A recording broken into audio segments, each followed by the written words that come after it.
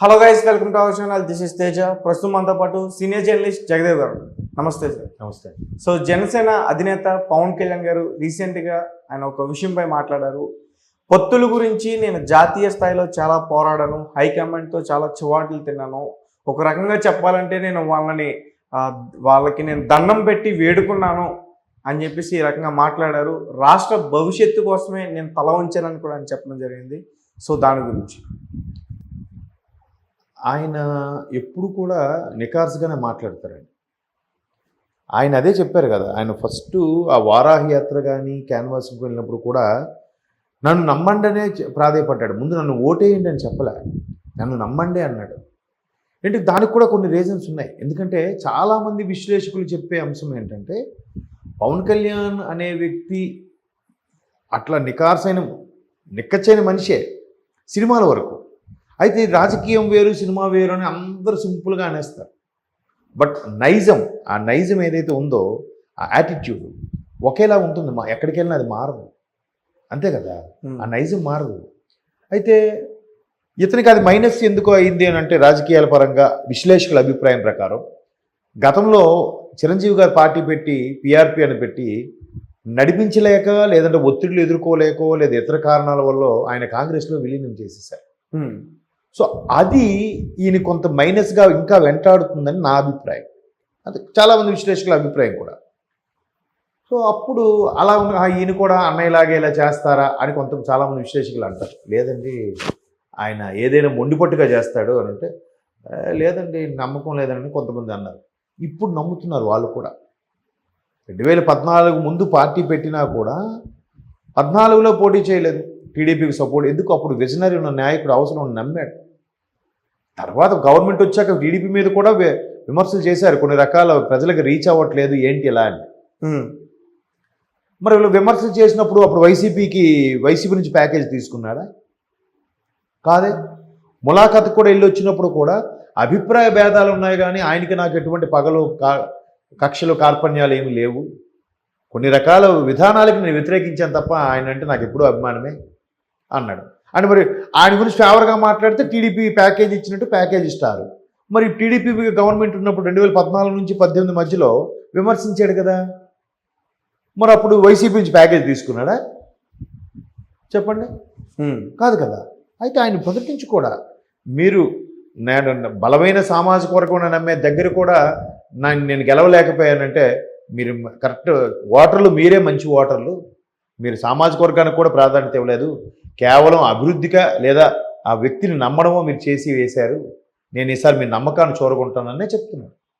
ఇప్పుడు మొన్న తెలంగాణ ఎన్నికల్లో కూడా మోదీ గారు మేరా సాత్ పవన్ హాయ్ అన్నప్పుడు కూడా అక్కడ పొత్తు అంశం ఆయనకి ఇష్టం లేదన్నట్టు నాకు అర్థమైంది, నాకు అనిపించింది. ఎందుకు అనిపించిందంటే, ఆయన బీజేపీతో కలిసి పోటీ చేసినా పెద్దగా ఒక 8 సీట్లు ఇక్కడ పోటీ చేశారు. ఆయన క్యాన్వాసింగ్ ఏం చేయలే. ఎందుకు చేయలేదు? ఇక్కడ ఆంధ్రాకి సంబంధించి, రాష్ట్ర ప్రయోజనాలకు సంబంధించి బీజేపీ పిలిచి అడిగింది.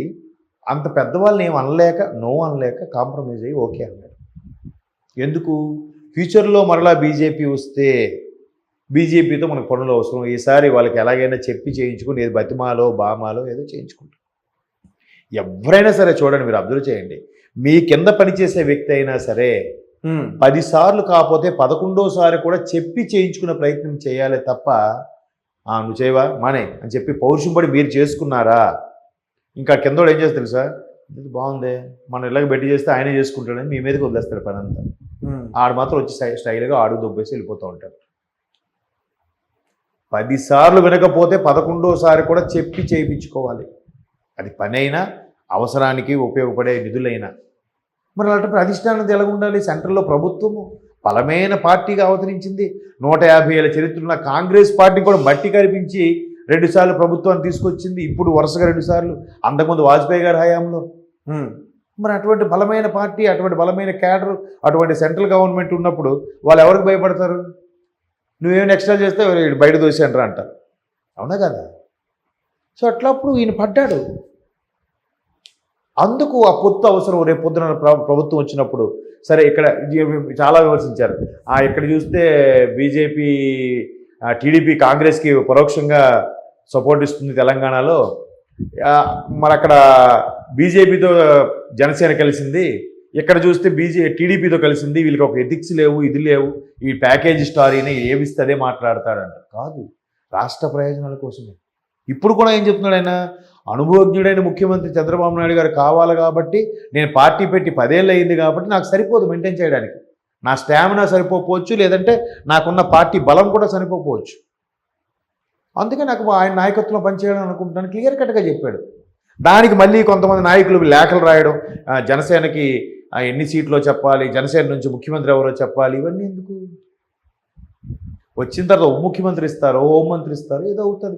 రాష్ట్ర ప్రయోజనాలు ముఖ్యమంత్రి చెప్తున్నాడు కదా. ఇప్పుడు మరి నిజంగా పవన్ కళ్యాణ్ ముఖ్యమంత్రి అయ్యే స్థాయి ఉంటే మరి మీరు సమాయత్నం చేసి సభలు సమావేశాలు పెట్టి గెలిపించలేకపోయారా 2019లో? ఎందుకు గెలిపించలేకపోయారు? ఇలా లేఖలు రాయడానికి, ప్రెస్ మీట్లు పెట్టి మాట్లాడడానికి మీకు టైం ఉంటుంది, జనాలను సమాయత్తం చేసి లేదు పవన్ కళ్యాణ్ నమ్మొచ్చు, నికాసైన మనిషి ఆయన ఎందుకు అనట్లేదు? నిజంగా ప్యాకేజీ అనుకుంటే ఇవాళ మహేష్ బాబుకి 30 పైన యాడ్లు ఉన్నాయి, సూపర్ స్టార్ మహేష్ బాబుకి. ఈయన తలుచుకుంటూ ఉండేవి కాదా? గతంలో ఒక టాక్ కూడా ఉండేది, ఈరోజు సోకాళ్ళు చేసే సూపర్ స్టార్లు చేసే యాడ్లన్నీ కూడా ఫస్ట్ తలుపు తట్టింది పవన్ కళ్యాణ్ తలుపుకి అంట. బట్ ఆయన చేయను అనేసాడు. అంతకన్నా వచ్చేస్తుందా రాజకీయాల్లో డబ్బు? చెప్పండి. కరెక్ట్గా ఆయన చేసుకుంటే సంవత్సరానికి 1000 కోట్లు సంపాదించలేడా? మొన్న ఏదో సభలో కూడా క్లియర్గా చెప్పాడు, నేను సరదాగా చేసినా నాకు రోజుకి 2 కోట్లు వస్తుంది అన్నట్టు కూడా చెప్పాడు. 2 కోట్లు వచ్చిందా అంటే నెలకి ఎన్ని కోట్లు అయ్యాయి? 60 కోట్లు అయ్యా, సంవత్సరానికి 720 కోట్ల. మళ్ళీ ఇంకా యాడ్స్ కనీసం 1000 కోట్లు ఉండవా? ఒక్కొక్క యాడ్కి 20 కోట్లు ఒక సంవత్సరం పాటు ఇస్తారు, తీసుకుంటారు, అగ్రిమెంట్ రాయించుకుంటారు, డీడ్. మరి అవండి ఇక్కడ తలవంపులు, నోటుకు వచ్చిన మాటలు, 3 పెళ్ళిళ్ళు అయ్యాడు, ఇవన్నీ అవసరమా? సో ఆయన ఇవన్నీ ప్రయోజనం దృష్టి పెట్టుకొని ఇవేవి కాదు. ఎందుకు అంటే ఆయన అవేం పట్టించుకోవట్లేదు, మనసులో పెట్టుకోవట్లేదు. నిజంగా పెట్టుకునేవాడైతే 2 చోట్ల ఓడిపోయిన మరుక్షణం అసలు రాకూడదు, రాష్ట్రం వదిలి పారిపోవాలి, లేదా సినిమాలు చేసుకోవాలి మళ్ళీ. అట్లేం లేదు. నెక్స్ట్ 3వ రోజు మళ్ళీ రోడ్డు మీదకి వచ్చాడు.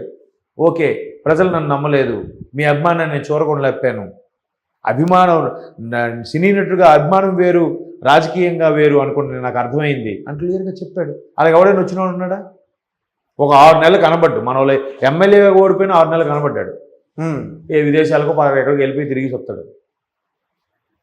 కాబట్టి ఆయన నిజంగా టీడీపీ బీజేపీ ఇప్పుడు పొత్తు అంశంలో కూడా చాలా తిప్పలు పడుతున్నాడు. ఎందుకు తిప్పలు పడుతున్నాడంటే బీజేపీ అండ ఉంటే ఒకలాగా ఉంటుంది, లేకపోతే ఒకలాగా ఉంటుంది. ఎందుకు? సెంట్రల్లో ఏదో బలమైన పార్టీతో మనం ఖచ్చితంగా ఉండాలి రాష్ట్ర ప్రయోజనాల కోసం, లేకపోతే ఇబ్బందే కదా. ఎవరెప్పుడు అరెస్ట్ చేయిస్తాడో తెలియదు, ఎవరెప్పుడు మూసిస్తాడో తెలియదు, ఊరికే లేనిపోటు కేసులు పెడతారో తెలియదు. అందుకు ఆయన అలాగా ఒకవేళ ఆ టీడీపీ జనసేన కూటమితో బీజేపీ కలిస్తే ఓటింగ్ పర్సంటేజ్ తగ్గుతుందని కొన్ని సర్వేలు చెప్పినా కూడా చంద్రబాబు గారికి బీజేపీని కలపాలనే ఉద్దేశంతో ఈయన చాలా ఇబ్బంది పడ్డాడు. రాష్ట్ర ప్రయోజనాల కోసం కాకపోతే ఏంటి? ఆల్రెడీ చంద్రబాబు ముఖ్యమంత్రి స్టేట్మెంట్ ఇచ్చినాడు, ఈయన స్వార్థం కోసం అయితే ఎందుకు కలపాలనుకుంటాడు బీజేపీతో కదా. సో కాబట్టి ఆయన ఏం మాట్లాడినా ఏం చేసినా నికాసుగా మాట్లాడతాడో, పర్ఫెక్ట్గా మాట్లాడతారు. ఇవాళ రేపు నిజాయితీగా ఉంటే కుదరదు కూడా. ఓకే, ఇంక చిన్న ఎగ్జాంపుల్ చెప్తాను. మీ మ్యారేజ్ అయిందా? మీరే ఉన్నారు, ఒక పేదింటి పిల్లని పెళ్లికాల దగ్గర చెప్తున్నా, అమ్మాయి బాగుందని పేదింటి పిల్లని వెళ్ళి అదే నేను చేసుకుంటాను అమ్మాయిని, నేను చూసుకుంటాను అన్నారు అనుకోండి. ఏంటి అన్నీ బాగున్నాయా, లేదా వీడికి ఏమైనా లోపాలు ఉన్నాయా, లేదా వీడికి ఎవరిని పిల్లని ఇవ్వట్లేదా, వీడికి ఏమైనా ఆస్తి ఉందా లేదా, వీడికి ఏమైనా డిసీజులు ఉన్నాయా, ఇలా ఆలోచిస్తున్నారు. అంటే కలికాలం అలా అయిపోయింది. నేను నిస్వార్థంగా ఆమె ప్రేమిస్తున్నానయ్యా, పెళ్లి చేసుకుంటాను, చక్కగా చూసుకుంటానన్నా కూడా డౌట్ పడుతున్నారు కదా.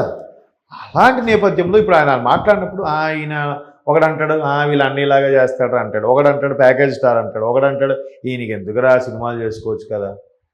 ఎవడో ఒకడు ఉండాలిగా. అసలు యువత రావాలి, చదువుకున్న వాళ్ళు రావాలి. అందరూ చెప్పేది మన జేడీ గారు అదే చెప్పారు, అంతకుముందు జయప్రకాష్ నారాయణ గారు కూడా అదే చెప్పారు, చాలామంది మేధావులు చెప్పారు, చాలా సినిమాల్లో కూడా చూపించారు. మణిరత్నం గారు ఒక సినిమా యువ అనే సినిమా ఉంటుంది, మీరు చూసారు లేదు, అందులో క్లియర్గా చెప్పారు కదా, యువత రావాలి రాజకీయాల్లోకి వస్తే బాగుంటుందని. ఎంతమంది కెరియర్ బిల్డ్ చేసుకుంటున్నారు కదా. ఎవరిని అడిగినా నేను క్రికెట్ ప్లేయర్ని అవుతా, సినిమా ఆర్టిస్ట్ని అవుతా, బిజినెస్ మ్యాన్ అవుతా, టీచర్ని అవుతా, పోలీస్ని అవుతా, కలెక్టర్ని అవుతా అని చెప్తారు. ఒక్కడైనా రాజకీయ నాయకుని అవుతా అని చెప్తాడా? ఏ బట్ వీళ్ళందరి జీవితాలు వాళ్ళ చేతుల్లో ఉన్నాయి కదా. మరి ఎందుకు అలా అవ్వకూడదు? కాబట్టి ఆయన నిజంగా ఏ పొత్తు ఏది ఎక్కడ ఉపయోగపడుతుంది, ఎటైతేనే బెటరు. ఇప్పుడు ఇంకో అంశం కూడా ఉంది. ఒకవేళ జనసేన టీడీపీతో బీజేపీ ఆల్రెడీ పొత్తు కన్ఫర్మ్ అయింది అంటున్నారు. ఒకవేళ సీట్లు డిక్లేర్ చేస్తే జనసేనలోంచి సీట్లను ఇస్తారు కానీ టీడీపీలోంచి వచ్చి సర్దుబాటు చేయరంట. మళ్ళీ అప్పుడు ఈయన నమ్ముకున్న వాళ్ళు కూడా ఇంకా నష్టమేగా. జనసేనలో ఇంకొన్ని సీట్లు బీజేపీకి వెళ్ళిపోతే అక్కడ రాష్ట్ర ప్రయోజనాలే కదా.